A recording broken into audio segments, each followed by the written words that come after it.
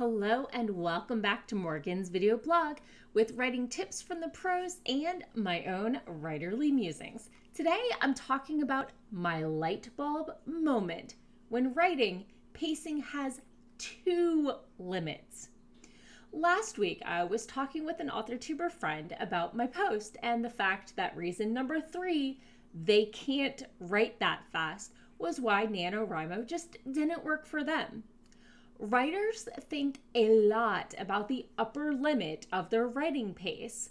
NaNoWriMo, the 50,000 word challenge in November, can be daunting or frankly just unachievable for many writers. Now, that doesn't mean that you can't let NaNoWriMo push you to write more than you normally would.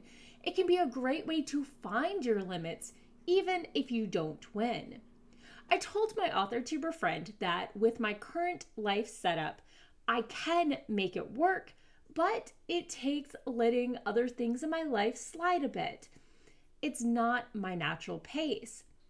Which reminded me that my natural pace is about 25 to 30,000 words in a month. 10K seems easily doable, but for me, there's a major problem that I've run into more than once. Lack of momentum.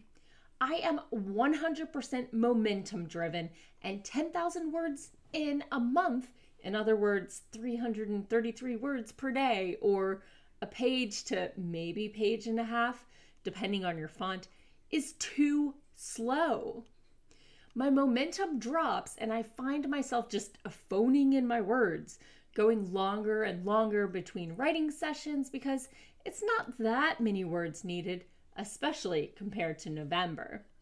So what happens when I forget? Well, at the beginning of this year, I was trying to finish last year's NaNoWriMo manuscript. I thought I was being reasonable with the light 10K a month challenge, but as my pace got slower and slower, my space fantasy turned into a tale of tax fraud and school field trips. Not at all where I wanted my story to go. I'd lost the heart of my story because I was, once I switched to voice to text, literally phoning it in. So I forgot where I was going and just focusing on, if I'm here now, what could happen next? And every time I took a step forward without thinking about where I wanted to go, without thinking about the full picture, I veered further and further from the story I wanted to write. So, conclusion. While my natural pace may not look like yours, we all have a natural pace that we can sustain, adjusted by current life circumstances, situations. Don't forget that your sweet spot has both an upper and a lower limit. Thank you for watching, and what's your writing pace? Let me know in the comments below. As always, thank you for watching, and tune in again next week for more writing tips and writerly musings. Bye-bye.